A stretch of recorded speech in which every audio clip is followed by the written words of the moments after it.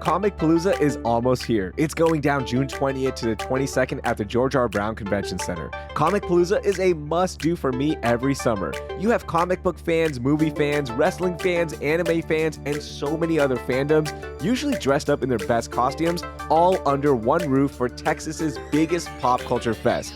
And once you're inside, there is so much to do, like celebrity panels, interactive experiences, tons of exhibitors, and more. Check it all out and buy your tickets now at comicpalooza.com/CityCastHouston. Hey Houston, did you know that the first day of summer is the world's biggest annual music event? That's right. June 21st is Make Music Day, a global celebration of music, and Arts District Houston is turning up the volume again. You're invited to a free, all-day, family-friendly music fest with live music, local music makers, and more. Businesses, artists, and community partners join forces to make this an unforgettable music day right in the Arts District. Follow at Arts District HOU on Instagram for updates and performance schedules. That's June 21st. Celebrate the joy of music in the heart of Houston.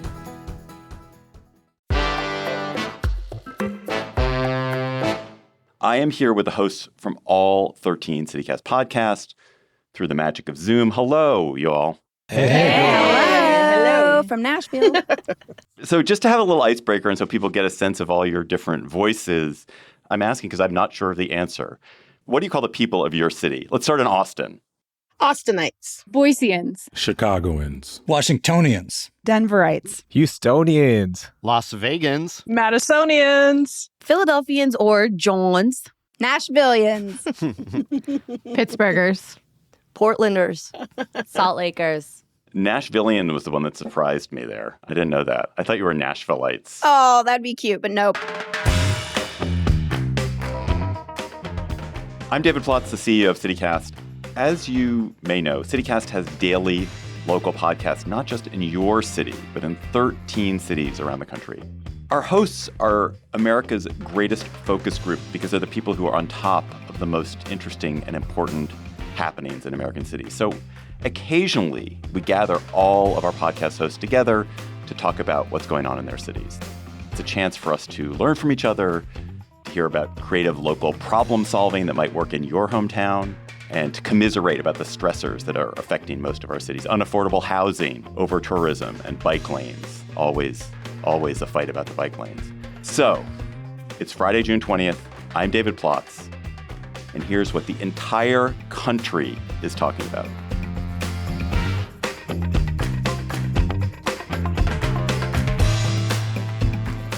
So I'm going to start our tour of CityCast's 13 cities right here in my hometown of Washington, D.C., because we're here experiencing something here that's been kind of locally surprising, but also seems to be happening in other cities. And that's a retreat from progressive urban policies, and not all because of Trump. So, hello, Mike Schaefer, host of CityCast DC. What is happening in DC? So after a decade or so, the city's economy was healthy. The city had come back from these sort of terrible depths of the 80s and 90s. The city government, particularly people on the city council, really pushed through a bunch of fairly progressive legislation. There was a family leave benefit added. There was a lot of new restrictions on police officers and excessive use of force. There was literally a streetcar.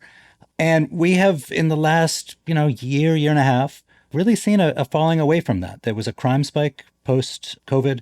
The mayor of the city, who's kind of a more Bloomberg kind of figure, a much more moderate person, she had always been skeptical of some of the policing reforms, and the sort of progressive bloc really lost out in that one. They looked pretty bad because they looked fairly unsympathetic to people, particularly in poor neighborhoods, who had been victims of crime. And then since the Trump administration has come in, because it is a real crisis for the biggest industry of the city, like lots and lots of people losing jobs in government, and all the attendant worries about the local economy, she's managed to push through a lot of stuff that's sort of really quite clearly pro-business legislation, taking away a lot of the green initiatives or seeking to take them away. And I think she's got a strong hand in this, pushing through a stadium that at a different point might have been called a giveaway to rich people. When I first started covering Washington, it was sort of the tail end of the strident government of the 70s and 80s. And cities across the country started electing these pro-business mayors like Rendell and Philly. And now the sort of same turn away from the progressives is happening again. And you're saying it's not just Trump? No, it's in fact, if Trump's role is simply as sort of an accelerant of the bad local economy that is giving the pro-business side of the political divide kind of a piece of evidence that they can use to say we need to cut taxes or whatever it is they've always wanted to do. Being accused of being on Trump's side is actually like the most effective counter to that. So, Mike, I obviously live here in D.C. I am really curious, Claudia Meza, you were the host of CityCast Portland.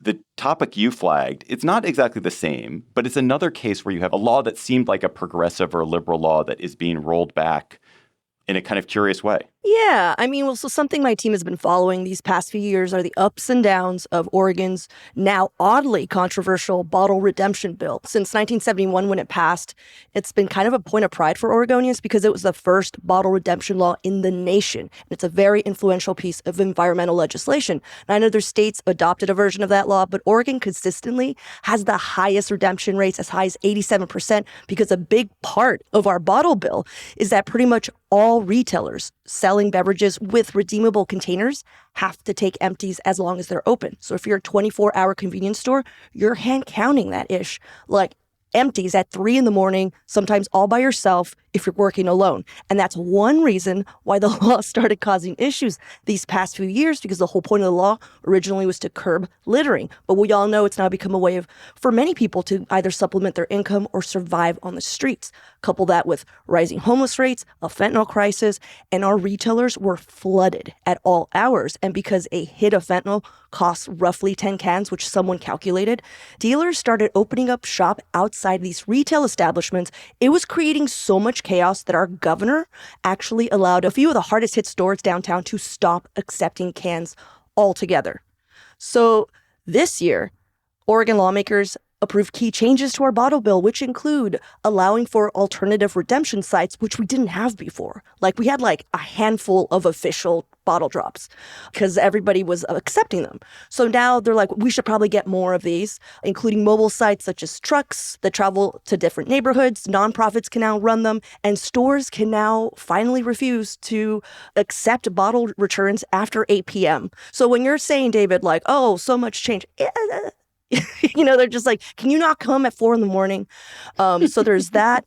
And now they can refuse hand counting after 6 if they're located near one of these new alternative sites. So they're hoping this relieves the pressure on retailers, particularly downtown. And there's so much more, but that's basically the gist. But the bill seems like a happy compromise because many retail organizations were calling for the death of the bottle bill. Claudia, this is Megan in Pittsburgh. I have not recovered from the valuation for fentanyl to cans. Like that equation. Oh, my God. That is blowing my mind. $1 a hit here. Yeah, see, in Vegas, we measure it in copper wire that comes out of street posts and stuff. So, wow. That's crazy. Wait, does every city have a different valuation system?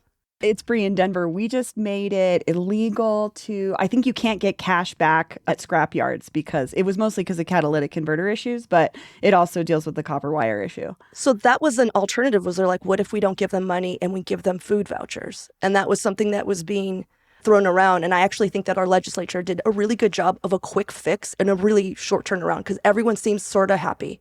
And I'm like, that's actually pretty good. Well, we'll see how this one blows back, though. All right, there's probably no greater symbol of progressive city government than the dedicated bike lane. But in Houston, Texas, they're disappearing. They're literally being paved over, right? Raheel Ramzanali, host of CityCast Houston. Yeah, that's right. And we love our cars in Houston. We're a sprawling city. Everyone drives, but we have made the effort to put more bike lanes in. And most Houstonians agree that bike lanes are good. They're safe. And there's been studies done that these bike lanes help out with safety. But they are now being taken out and paved over because of our city's newish mayor, John Whitmire. So Houston's mayor is turning back on Vision Zero, removing bike lanes, removing physical concrete barriers, ripping out these things called armadillos that separate cars from bikes. And when you drive over them, they make these really loud noises so cars don't hit cyclists. And he's doing this while the city is struggling with its budget. Like, it is bad right now. The city has spent millions of dollars on these projects already, and now they are just straight up taking them out without any input from any stakeholders. And it's a move that is seemingly driven by Mayor Whitmire and his inner circle who just don't like bike lanes. And it's gotten so bad, y'all, that bikers here are holding funerals by lanes that have been removed. There have been protests around the city. But here's the kicker. In a bizarre move, Mayor Whitmire thought it would be a good idea to speak at our annual Tour de Houston bike race. And guess what happened? He got booed relentlessly. How about some heads up awareness here? It is so crazy what is happening here when one man just decides, like, that's it, we're done. And it's obviously important because of the safety aspect. But what does it mean when a city literally just paves over its safety improvements because of one man? Are there actually people who bike in Houston?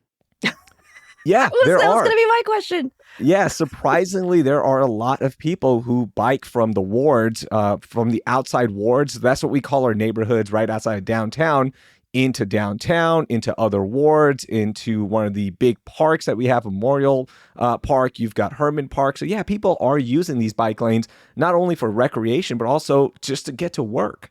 This is Nikki from Austin. They would burn our city down if they tried to take our bike lanes. I know. We are so serious about our bike lanes. I mean, like, this is kind of blowing my mind a little bit, honestly. Yeah, this is Bianca in Madison, and we're regularly named like one of the most bikeable cities in the country. And I will say that there are just as many haters of bikers as there are like bike folks. And I remember so many nods when you say that, Bianca. And my partner is one of them. And I'm just like, okay, we need this. But I heard from a city transportation planner that someone once called the like big bike, like the industry voice of bikes is completely taking over Madison. And it's hilarious. This is Jacoby in Chicago, and our city is trying to get more serious about adding bike lanes, as over the last few years, and opposite of Madison, we have not been rated as one of the most bike friendly.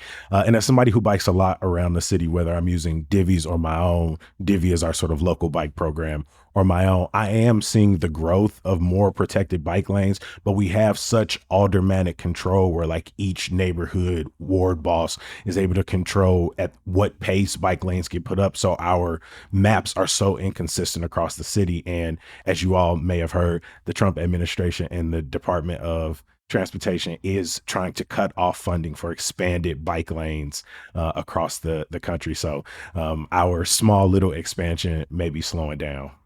This is Lindsay from Boise. That is so wild to me that a progressive area is rolling that back, because as somebody who lives in an incredibly red state, we are doing the opposite. We've had so many fatalities of pedestrians and bikers that we are finding ways to protect them because we are not a biker pedestrian friendly area. So it's wild to me that a progressive area like Houston is rolling that back when we're doing the opposite as a very conservative red area.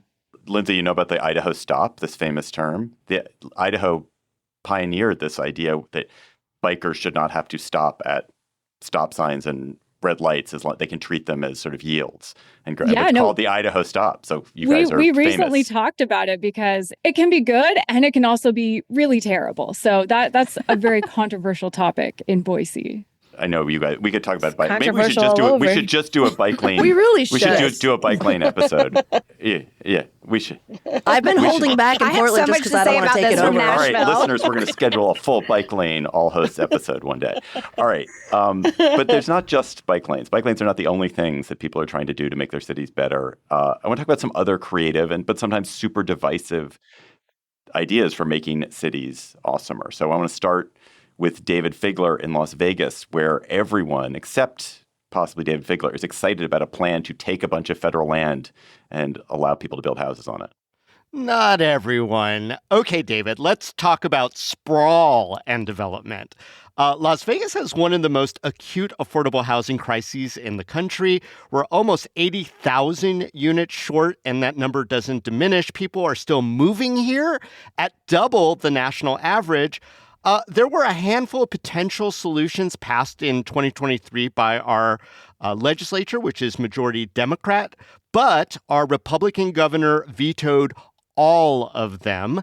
So he had to come up with a response, and his response: let's open up outlying federal lands in the desert and mountains to developers, and maybe they'll build more housing. So About 80% of land in Nevada is owned by the feds, so BLM, et cetera.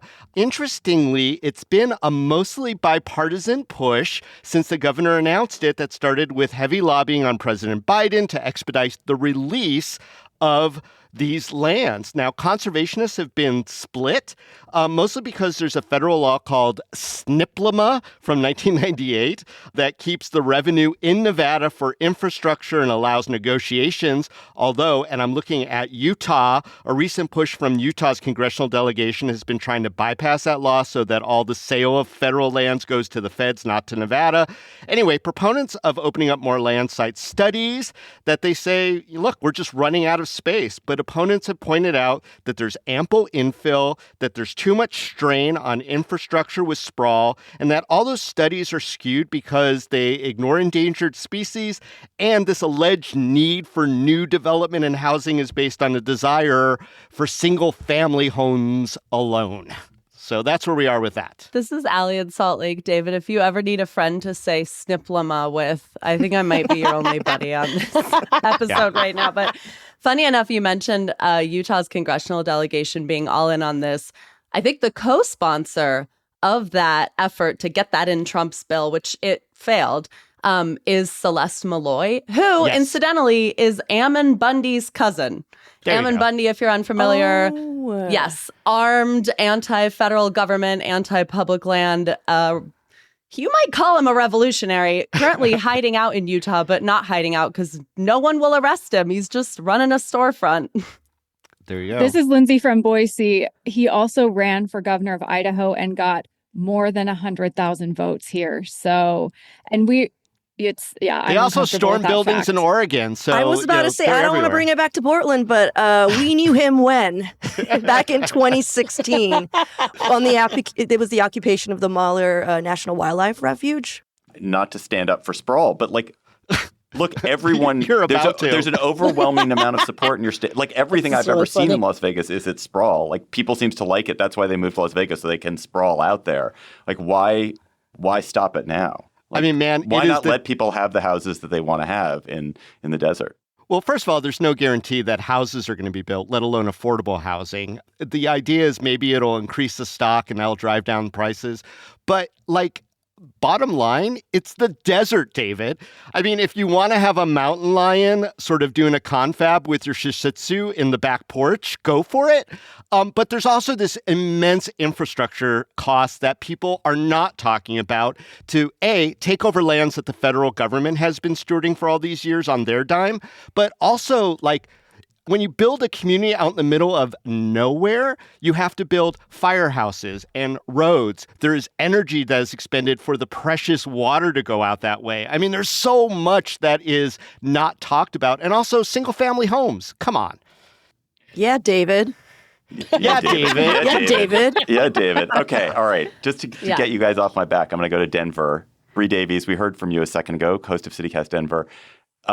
Ever since I've known you, Bree, I've heard you've been talk about the 16th Street Mall. So what is it? What is happening there that is interesting for the rest of us? This is so embarrassing because I feel like this is the level of Denver's ire is over a mall. So I guess the mall moniker is where we'll get to, but it's been closed for many years for a $175 million renovation, which is, we love a boondoggle. What is it, though? It is a 13-block outdoor mall, pedestrian walkway. It was a trend in urban planning about 40 or 50 years ago to build these outdoor malls, and we debuted ours in 1982. It's been contentious because it's closed to cars, and Denver also loves cars. But the big contention right now is that we spent $175 million and it doesn't look that different, but we're supposed to be real stoked about it. And they just unveiled a new name for the 16th Street Mall recently. It is 16th Street. So they paid a firm $100,000 to knock the word mall off of it because apparently it confused people very much that it was an outdoor mall, even though DC has a national mall, which I think we understand is not an indoor mall. And it was just the big to-do was the name had changed. But part of this is this drive by our current mayor, Johnston, to make downtown more appealing, right? We need to get people downtown. We've had some high-profile crimes over the last couple of years. Fatal stabbings happened in the last year. There was this guy chasing people with a PVC pipe a couple years ago, which has just hung on to this how people feel locally about the 16th Street Mall, but the city is intent on making it a tourist destination. And for us, it's sort of just like the butt of jokes. Like, yeah, I guess I could go to the 16th Street Mall if I want to go to the Cheesecake Factory, which is probably its longest running tenant at this point. But a third of the businesses are vacant, and they're just putting all this money and energy into making it better. And many of us in Denver are skeptical if it's going to make a difference at all. BRB, becoming a consultant. Allie, listen, I worked in planning before this job, and consulting is the dream. I wish I worked for this company that made $100,000 dropping the word mall. I have to say that having been in Denver, I was confused by the name 16th Street Mall. Really? Yes. Okay. I mean, you're proving their point. I guess to me, it's like Denver loves a colloquial marker for how long you've been here. So now if you call it the 16th Street Mall, we know that you've been here long enough to have called it that. And we have a lot of things that we refuse to call by their names. And I am one of those people that will never stop calling it a mall. Well, listen, this is Mike from D.C. I hate to be sympathetic to a boondoggler, but you worked in planning. Isn't like, at least for us, the lack of people coming downtown because some people work from home now is viewed as like an economic crisis. We don't have a wage tax here, so people like if they're not spending money on lunch and stuff, it's real bad for schools and everything else. So is this like part of a scheme to try to lure more people downtown? It's 100% the scheme, because also we have this crazy vacancy rate at office buildings downtown. But in some of our other sort of office building-y areas, like we have an area called Cherry Creek, their offices are booming. People don't want to be downtown. But I think the big thing right now is there's no housing options downtown. And this idea to convert office buildings, which we talked about with my old boss on a former show, it's almost impossible to turn some of these 70s and 80s buildings into housing. So it remains to be seen if this mall is going to be the solution.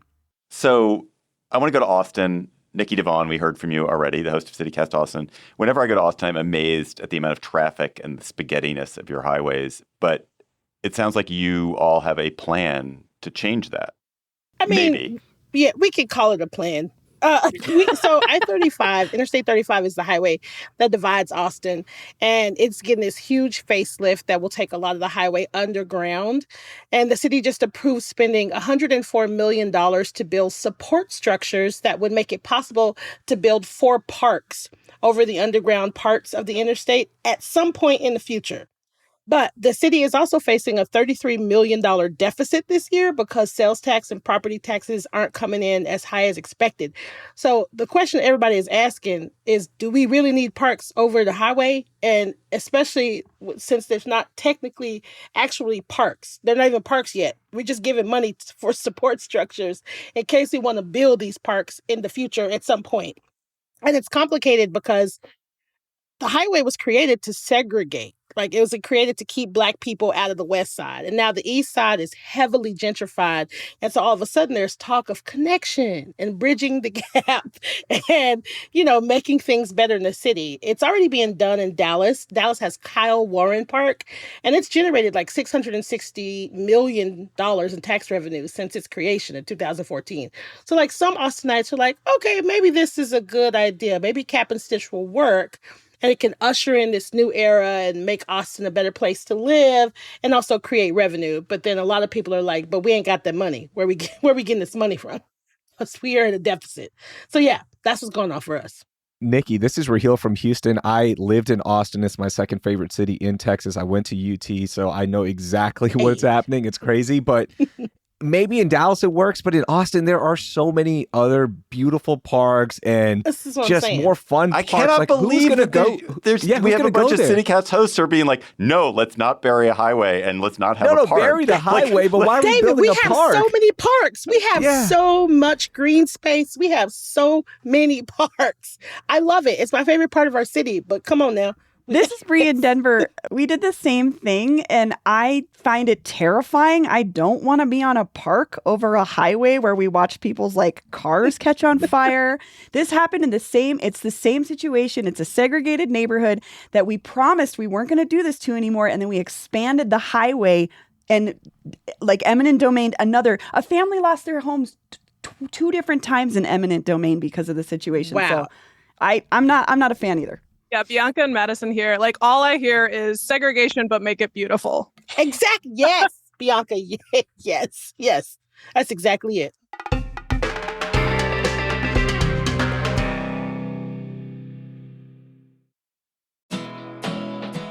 It's not a Texas road trip until you've gone to the Gulf. And just off the Texas coast sits a unique beach town marked with salty vibes and sun-soaked memories, Port Aransas. This is where family traditions unfold naturally, and beauty lies both in island views and the quiet moments between adventures.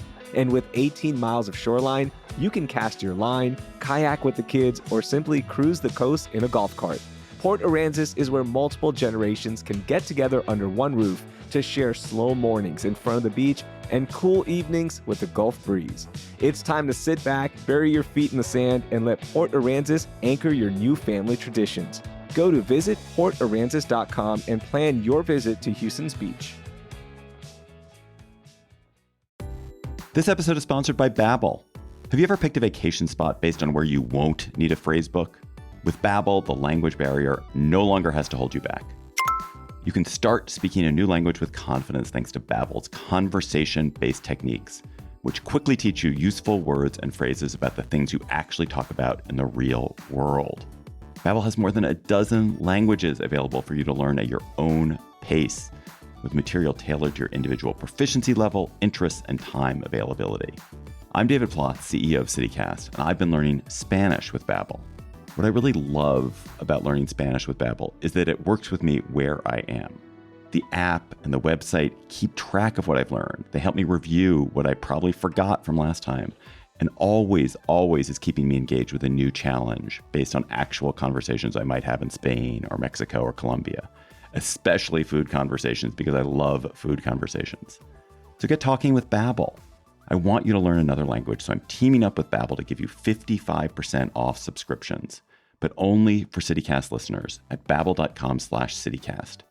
Get up to 55% off at babbel.com/CityCast, spelled BABBEL.com/CityCast. Babbel.com/CityCast. Rules and restrictions may apply. All right, some of the most interesting ideas in cities are not government spending. They're not business-driven, government-driven. In Pittsburgh, Megan Harris, host of CityCast Pittsburgh, you have a grassroots movement to change your city by getting rid of your owner of your baseball team. So his name is Bob Nutting. He is a billionaire. He used to own a bunch of local things, but he has divested from a few of them lately, including like a big ski resort near here. We have skiing in Pittsburgh. But it's given people hope that there might be like some minor, small cause for celebration for the Pittsburgh Pirates because the team is just abysmal. And Pittsburgh does not take that well. We are a city of champions. Winning is part of our identity. I'm literally wearing a shirt that says it. There's Trinae. Yeah. Eat it, fly, Eagles fan. Fly. But it's gotten so bad over here that now there's this grassroots effort over here trying to appeal to government officials, to sports executives, to try and get the owner of the Pittsburgh Pirates to sell the team. And as the lease negotiations are starting up, because it's a multi-year process, they've gotten pretty creative. So the guy leading it used to work in the mayor's office a long time ago. He's really smart. He's petty and he's so mad. And he says that we have some leverage right now. So last summer, they started with these mysterious billboards that said sell the team or our team, not his. People have started wearing T-shirts with those slogans to games. 2 random kids held their own like mini protest on the steps of City Hall with like big signs that said honk if you hate Bob Nutting. Another guy bought a ticket to another team's playoff game last year with the sell the team T-shirt and sat right behind home plate just so he'd be angry and pissed on national television for 3 straight hours. And now that baseball's back this year, they're getting even weirder. Like they've done airplane flyovers. Chants are breaking out at random places. There was one at the last Penguins game I went to this year, our hockey team. There was a big arena event with the national sports podcaster Pat McAfee where chants broke out and like he even acknowledges it on stage in the middle of his taping. There was a golf tournament in South Carolina hours from here. And someone waits until that quiet moment right before the big shot, the winning shot, I will say, and screams out of nowhere, "Fire Bob Nutting." And you know that guy got ejected. Worth it. I love that this is catching fire and people are so mad and trying to find any amount of hope they can for a team that used to be incredible. 5 World Series, but has not had even a wild card berth in over a decade. Oh my God. I'm sitting here in a White Sox jersey over here rooting for this cause. The owner of the White Sox is notoriously Jerry Michael Reinsdorf. He also owns the Chicago Bulls, and I will see your 5 championships and say 6 championships. And we over here celebrating 20th anniversary or 30th anniversary after 30th anniversary after 30th anniversary with no sense of championship hopes in sight. And he's floated the idea of maybe selling the White Sox. You know that pressure billionaires do to try to force themselves. Because you have to have an owner in mind to get the current guy out. Like, that's part of the game. No, and that's never going to happen. This is Brianne Denver. I have to jump in because we have such a similar situation. We have a sell the team situation, but 2 things have happened recently. The Rockies are one of the worst teams in the MLB, the worst, but ticket sales through the roof because it's jokingly the best bar in the city. Coors Field sells out no matter what because people love to hang out there. And so the Monforts who own it, they're like cattle people. They don't care. They have no reason to. But also, a guy just sued the Rockies because he got hit in the head with a ball and he blamed the team being so terrible. Well, and I think part of the thing that's undergirding all of this is that they're also pissing off fans in different ways. So, like, for example, they were doing a brick remodeling thing in front of the arena. People paid $75 to $150 for these in memoriam bricks, like with their pappy's name on them, 25 years ago, and the team just quietly disappeared them. A TV station found the bricks at a recycling center. They just disposed of them and didn't tell anybody. And so it's not just the on-field performance. We have one of the best pitchers in baseball right now. We thought we had a chance. They're ruining it, and now they're doing all these unforced errors off the field too. All right. It is time for we're going to have a little dirty soda palate cleanser here. We're going to go to Salt Lake City. For a very different kind of story from Ali Vallarta, the host of CityCast Salt Lake. Ali, your story is just really moving and different. It's moving across the country. I want to tell you about a woman who is sweeping our state and now the nation posthumously. Her name is Julia Reagan.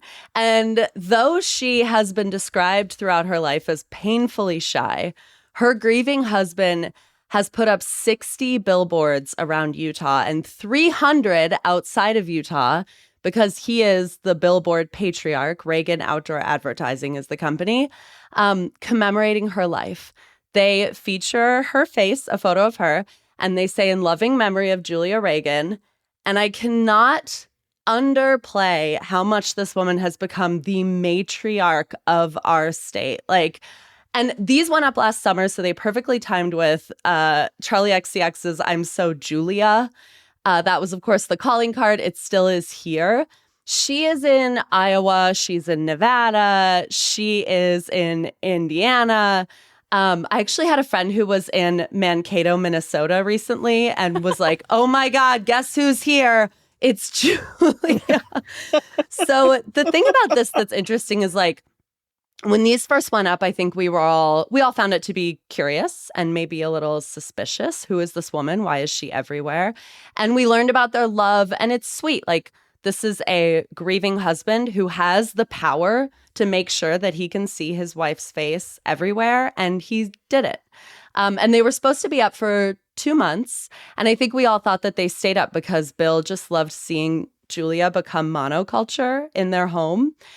And then they filed a wrongful death lawsuit against the University of Utah Hospital, which was responsible for caring for Julia before she died.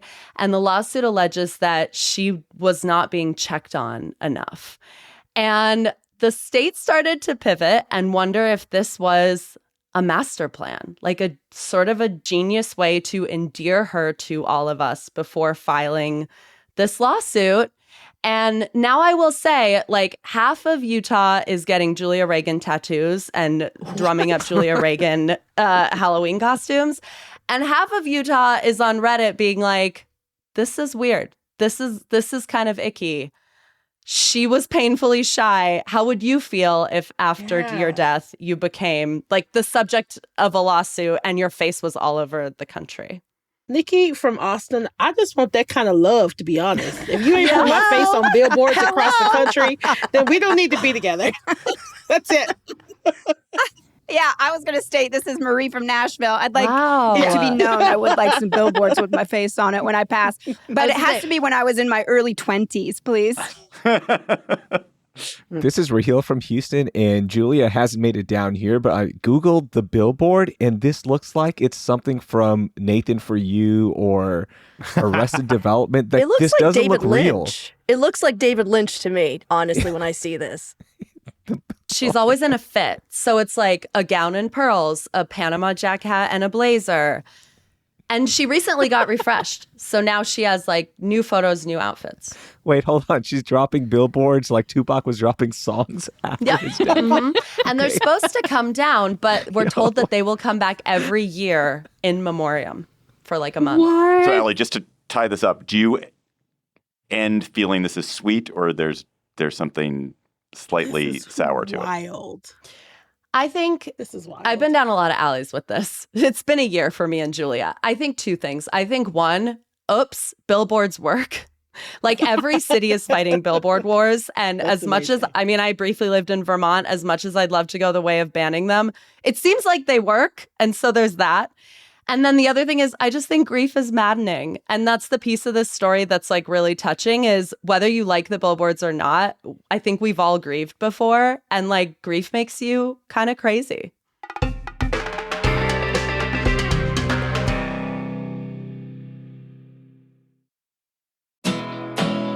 Looking for a getaway that's equal parts relaxation and adventure? Then it's time to choose your chill at Margaritaville Lake Resort, Lake Conroe, Houston. Right now, you can pick from 3 amazing offers to match your perfect escape, like stay longer and save more. That means more time to unwind and enjoy everything Margaritaville has to offer, like my favorite, hanging out by the resort-style pool with a cold drink. And if you're looking for a weekday retreat, Margaritaville Lake Resort has you covered. Book a weekday stay and score a $50 credit to use on spa treatments, dining, and more at the resort. And for our everyday heroes like nurses, teachers, first responders, and military personnel, you can relax lakeside with a special $99 heroes rate. No matter how you chill, there's a deal with your name on it. And it's all just an easy 1-hour drive north of Houston. So what are you waiting for? Head to Margaritaville Resort, LakeConroe.com and choose your chill today. Ready to have some fun this summer? Well, downtown Houston is where you need to head because they're jam-packed with cool events every day. You know I love a good workout, and downtown Houston has so many free fitness classes. Plus, they have brand new dance classes at Market Square Park featuring merengue, bachata, and salsa. Just want to relax? How about some live music or their awesome movies under the stars? And you can't forget about their summer trivia nights at Trebley Park. There's something for everyone. So grab the kids, the dog, your date, or just yourself and enjoy your summer in Houston's original neighborhood. Here's one last tip. Blanket Bingo is back this month, but act fast because tickets do sell out.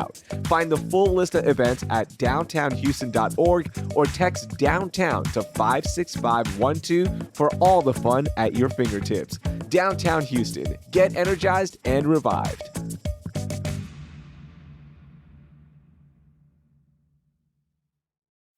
Before we get to the back half of this very special show, I want to invite you to become a member of CityCast by going to membership.citycast.fm. So members, we call them CityCast neighbors, join us for in-person events with our local hosts, with all these folks. They get shouted out on the podcast. They get to shout out local businesses they love. They get ad-free podcasts. They get a special look-ahead events email, and all that's all just for $10 a month. And mostly you will get to support a local media venture that is making your city a little bit better every day, covering truly local stories that wouldn't get covered otherwise or don't get covered otherwise, and building community. So please become a CityCast neighbor today by going to membership.citycast.fm right now. And if you sign up today, you will also get a CityCast mug from your city. That is membership.citycast.fm. So Allie, you're one of our best member pitchers. How did I do there? Was that okay? 7 out of 10, David. How would you improve it? Okay, here's what I'll say. You lost your sense of urgency. This is an urgent request. We can make the show every day forever and wake up with you every morning forever, like Julia. But in order to make that happen, you have to become a CityCast Salt Lake member. So there is a little bit of urgency here. I think you forgot that. Thank you. Membership.citycast.fm. All right. Another local hero, Jacoby Cochran. We've heard from you already, host of CityCast Chicago. The Pope is from your city. What does that mean? It means that as the white smoke cleared from the chimney above the Sistine Chapel in Vatican City and billions around the world watched in anticipation, I was sitting in my room texting our producer Simone Alisea and Michelle Navarro. Y'all, they picked a bro from Chicago. And Simone immediately responded, "Get the F out of here." And within moments, millions of Pope Leo XIV memes were born. I saw him footworking on the south side. I saw him eating hot dogs on the north side. I saw him asking people like the State Street preacher for change on the west side. And in that moment, this story that felt abstract, that felt like a Hollywood production was our story. All of this celebration, the adulation, but also the deep questioning, rightful criticism of the church and the Pope. And this is personal for me, not only as a confirmed Catholic from the South Side who spent most of my life in a Black Catholic school, but someone with family in Dalton where his childhood home was and is now largely a Black community that has been disenfranchised and divested from for decades as everything from manufacturing to malls have disappeared. The story of so many communities and neighborhoods and many of our cities. And in recent years, Dalton's name has been dragged through the headlines. And now there's this big push to preserve the Pope's childhood home. And folks wonder if his childhood parish, which has been shuttered for a while, will be brought back. There's going to be a mass at Sox Park that people are reselling tickets for $1,200. I got an invite to be front row. I mean, I just do what I do. Anyway, really, nobody here was expecting it. And all of a sudden, this global story is ours. And I am really grateful to all of the journalists who jumped on it, who provided context. And in a macro way, we wonder, is Chicago and Dalton going to become a center for Pope tourism? But in a very real human way, we hope that this suburb, that this village, that this town of about 20,000 people gets what it deserves, gets the not only the eyes for a moment, but gets the investment to like rebuild for generations to come. And so, we hope Pope Mania isn't just like memes and Malort jokes, but also something very substantial for the people of this community. There was literally a Malort joke in the chat just now, Jacoby. So Jacoby, I didn't see it. Dalton part of Chicago or it's a suburb? I'm unclear. It's a village right on the opposite side of the far south side border. And in Chicago, like there was this conversation people tried to start of like, oh, look at Chicago trying to claim suburbs all of a sudden when it never likes to claim its suburb and likes to remind people that they're not from the city. That's not how it works for the far south suburbs. It's different, right? It's not the far west suburbs of like Naperville or northwest like Schaumburg. Like Dalton right across, again, has a very similar story to the divestment of the far south side of Chicago. Many of the people who live there have deep roots and connections to the city. And so it's a lot different. And again, his parish was technically in Chicago. His birth certificate, he was born in, formerly known as Mercy Hospital in Chicago. And so we get to claim it, but we also are having a real nuanced conversation about what this could be. This is Trinae in Philly. Jacoby, we have a joke in Philly's. You mentioned like the claiming suburbs or not claiming suburbs. The Pope actually went to Villanova, which is in a Philadelphia suburb. And so we've often joked like, should we claim Villanova when that school is doing well in sports? But we also have a joke that possibly we have a Pope that went to Wawa. Wawa is better, Megan. I don't know why you're always trying to fight, Trinae. Pittsburgh's here. We're ready. Now back to more contentious stories of city living. Probably the most universal story in all of CityCast is the cost of housing. It's about cities becoming unaffordable. Bianca Martin, host of CityCast Madison, you're going to talk about that in 1 second. But I thought we would just get a survey of the country first. So I asked each of you, what would it cost to rent a decent, good 2-bedroom apartment in a good neighborhood, like not the best apartment, not the best neighborhood, but good apartment, good neighborhood in your city? So we're going to go in reverse alphabetical order. Salt Lake. Probably $2,500 a month. Portland. $2,500 for sure. Pittsburgh. Like 1,800. Philly. 18 to 21. Nashville. 2,100. Madison. 2,400. Las Vegas. 1,700. Houston. About 1,800. Denver. 2,300? DC. Jeez, I got to move. Like 3,000, 3,200? Chicago. I reject the terms good and decent, but I'm going to say something like 19 to 2,200. Boise. 2,000 easy. Austin. I'd say 2,200 to 2,500. Interesting. So there's nothing that was like super low, that's for sure. And DC seems to be an outlier at the higher end, although that may just be Mike's fancy taste, Mike Schaefer's fancy taste. I ran this past our entire CityCast crew. All right. So it's not just Mike Schaefer's fancy taste. So, Bianca, you wanted to start us off on this topic because it sounds like you have a situation in Madison where your own elected officials literally cannot afford to live in the city. Yes, Madison is in a housing crisis. And this year's spring election, it wasn't just residents raising the flag about their housing costs. It literally was elected officials being priced out. So the rent is too damn high, even for local officials. So the backstory, one Dane County supervisor whose district was downtown Madison resigned this spring, prompting a special election that's actually happened this week because she couldn't afford to live downtown. And then one Madison Common Council member, who's famous for being Madison's first openly transgender alder, also suspended her spring campaign, to much ado, because she couldn't find affordable housing on the east side. And you have to live in your district. So that alder was nonetheless, this is kind of spicy, still elected to her seat because her name couldn't be removed from the ticket legally, which was wild. So she ultimately accepted the role. But the bigger question here is, what does it mean when housing costs are affecting who can even represent you, right? So Madison's predicament is not a secret. I'm sure a lot of y'all's cities are facing the same thing. We're an attractive place. It's a university town. We're designated kind of like a climate change haven with a pretty high standard of living. But we are rapidly growing in population, and construction just simply has not kept up with population growth. That will continue to be a challenge, too, considering Madison is projected to grow by nearly 40% over the next 25 years. So the city is very aware of this issue and stepping in to ensure that we're creating more supply and building density. But in the meantime, the character of the city and residents' rent and future living here is at stake. This is Lindsay from Boise. Bianca, I'm curious. An issue we're facing here is that so many people moved from places like Seattle and Southern California to Boise, and that just raised prices astronomically. Is this an issue where you just don't have enough housing, or have people from other places with higher price points really driven up prices there? We definitely just don't have enough housing. That's for sure. I think that we kind of got behind the ball when there wasn't a housing crisis. That said, like our old producer on CityCast Madison moved from Oakland, California, where he'd been forever, to come to Madison. Like it is in the middle of the country. Like climate disasters are real on the coast, and we are seeing definitely an interest, I think, from the coastal regions like moving into our city as well. This is Megan in Pittsburgh. I'm actually like so shocked by this because Madison is considered like the beacon that's doing it right for us. And we don't have any of that population growth. We were just celebrating because we grew 0.2% this year. And that was like a big deal.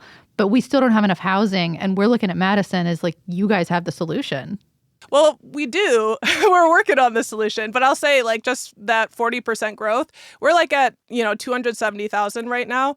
In 25 years, adding 150,000. Like we are not getting any more land. We're on an isthmus. We're between two lakes. You can't build on the lakes, really. So the city has a ton of solutions and are really trying to get ahead of just the forces at play, right? So the city is like cutting red tape around building codes, trying to find ways to simplify zoning standards, pursuing code changes to promote the different kinds of buildings. The problem is, as we started, David pointed out, single family homes, people love their neighborhoods. It's so cute for a reason, but guess what? Like more people are coming and there's not enough housing. So the city itself is building housing. The Community Development Authority is experimenting with building condos because they're not seeing private industry like building the kind of denser housing options that are going to help us in this moment. And rents are just like crazy. It's just becoming an unhealthy housing market. All right, we're going to continue this in another city just to the south of you. So Marie Cecile Anderson, host of CityCast Nashville. Nashville has gentrified like crazy. It has grown like crazy and gentrified like crazy. It turns out by some measure you've gentrified more than any city in America. What does that mean? Why does it matter? We win. We win. Oh, it matters, David. Well, so yeah, there's a new study out that says that Nashville is dealing with the most intense gentrification in the country. So yeah, why Nashville? Gentrification happens everywhere. I personally think it has to do with the ABC hit television drama Nashville. Remember that show, y'all? It came out in 2012. Loved it. Connie Britton, best actress ever. I was obsessed. Future second wife, possibly, Connie Britton. Yeah. That hair. Oh, perfect hair. Anyway, it was a huge hit, as we know. So during that time, GQ called Nashville Nowville. Ugh, makes me throw up. New York Times called us the It City. And then because of this, people started flocking to Nashville. But here's the thing. We have zero rent control. We have hardly any tenant protections. Our zoning and building codes are hopelessly outdated. Tourism is booming. I can no longer even go to my favorite music venue without the tourists buying up the tickets before I even have a chance. Luxury developers are swarming, but we do not have enough homes for ordinary Nashvillians anymore. So historically, Nashville has been a pretty affordable southern city, but we're still dealing with the legacy of segregation. So according to a new study from our Metro Planning Department, 99% of our neighborhoods are considered unaffordable for the median Black or Hispanic family. And listen up, Vegas, we can beat you. We need to build at least 90,000 new homes over the next 10 years to even come close to closing this gap.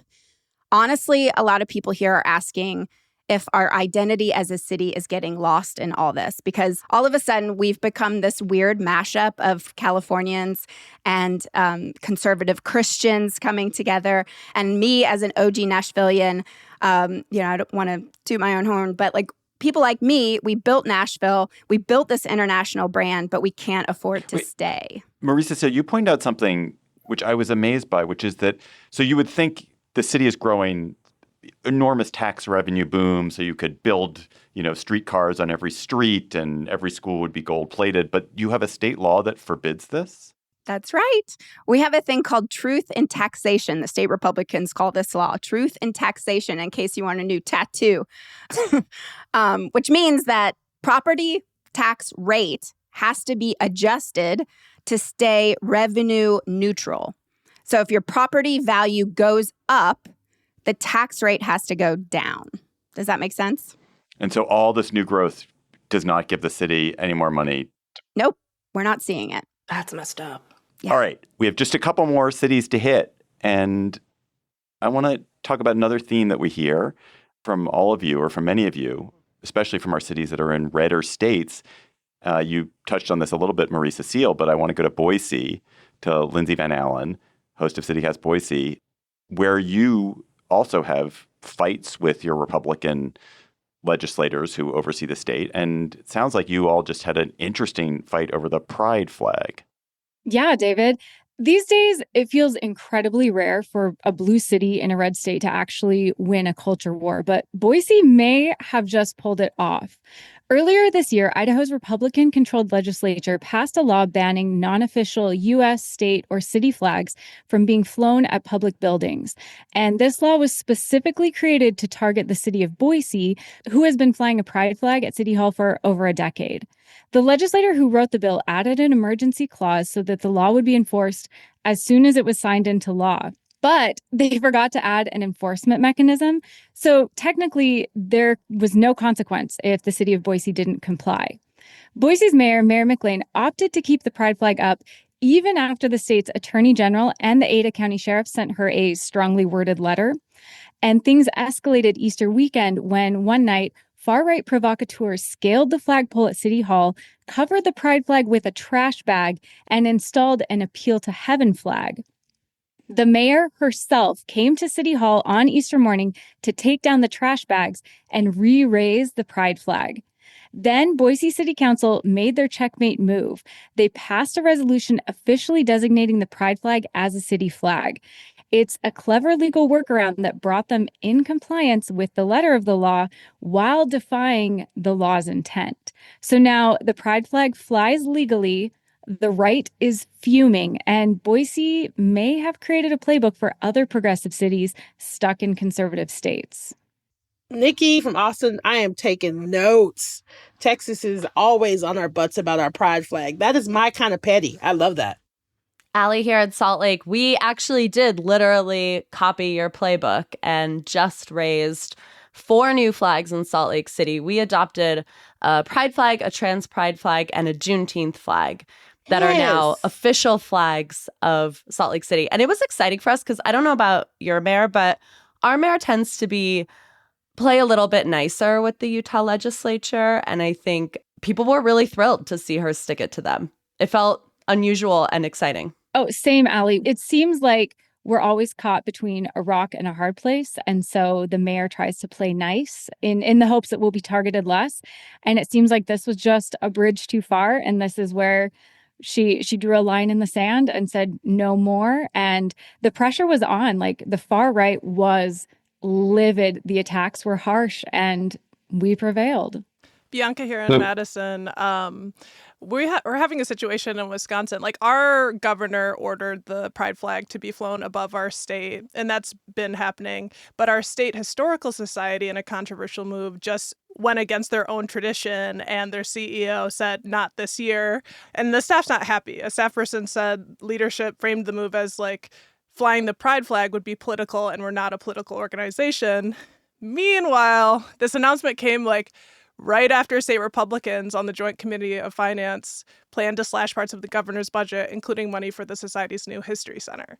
So, like, things are afoot and people are losing funding and people are towing the line before the line comes to them. Yeah, we've had a lot of preemptive compliance within Idaho. So it has been really heartening for our Boise mayor to say, come at us, like this is where we're going to stand. And as someone who lives in Boise, but in this super red state, it is so rare, but has really, especially leading up to Pride Month, really lit a spark in our community. And they will come at you, Allie, again here in Salt Lake. I feel like our big joke here is anything you do that feels fun or cool, next year the legislature will pass a bill to make it illegal. Yep. So it's like become like, oh, do you like that beer? It'll be illegal next year. Oh, do you like, because it's just, that's the game. Like, they're vengeful. It's exhausting. Oh, Allie, we have the same joke in Boise where the minute we're doing something fun or we're like, don't tell the legislature, don't tell anybody you don't absolutely trust because it will be illegal by next January. Yep. I want to end with the city that started it all. Let's go back to the birthplace of America. Heck yeah. And an issue that also affects a lot of our cities, which is tourism and how it divides a city. And so Trenae Nari, host of CityCast Philly, we've heard from you already. But your city is counting down to July 4th, 2026, the 250th anniversary of the Declaration of Independence. And it's a blue city that is unhappy with maybe the redder manifestation of how this sesquicentennial maybe is going to be semi-quincentennial. Oh, semi-quincentennial. So what's happening in Philly with this celebration, and is it going to be a source of tension? Okay, so Philly is supposed to be the tourist epicenter of the country next year. We got the MLB All-Star Game coming through, World Cup, NCAA tournament, and this special semi-quincentennial of America. Big party, 250th year, right? We got some issues, y'all. Some Philadelphians are pointing to the fact that there's not much word on a major public works project. So in the past, let's see, at the 150th anniversary, we got a new stadium, the Ben Franklin Bridge, which connects us to New Jersey. For the 200th birthday, we got a museum, a concert arena.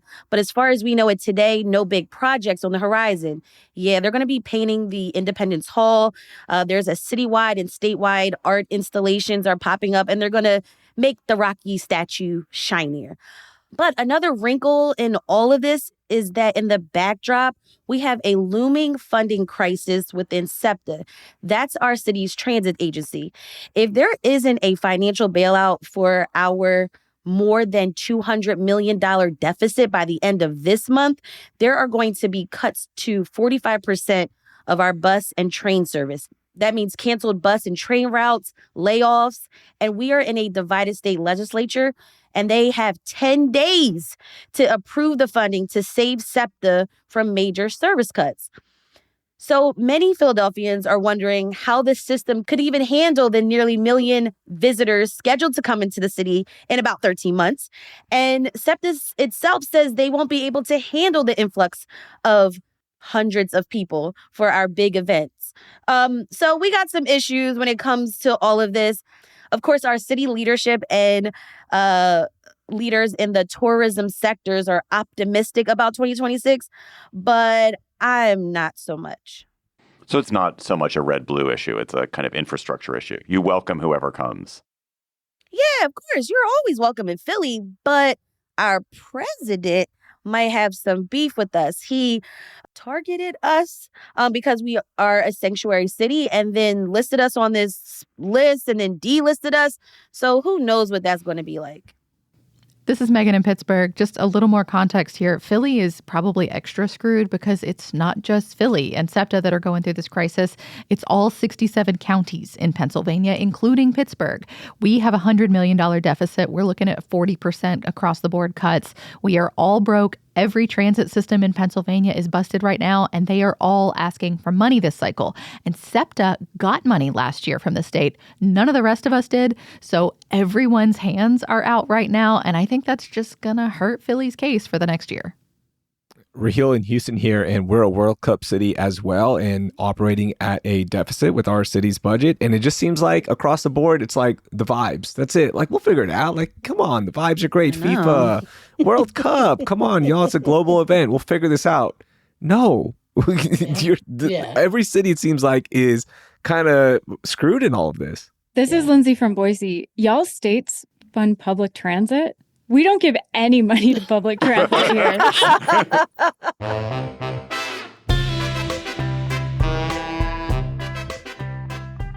That does it for this amazing all hosts episode of CityCast.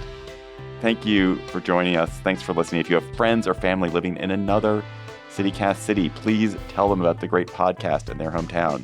So bye-bye, CityCast hosts from Austin and Boise and Chicago and Denver and DC and Houston and Las Vegas and Madison, Nashville and Philly and Pittsburgh and Portland and Salt Lake and soon Seattle and the Twin Cities. See y'all later. Bye, y'all. Bye. And Boise. Bye. Bye, y'all. I said Boise. We'll be back on Monday with a regular episode of your local CityCast.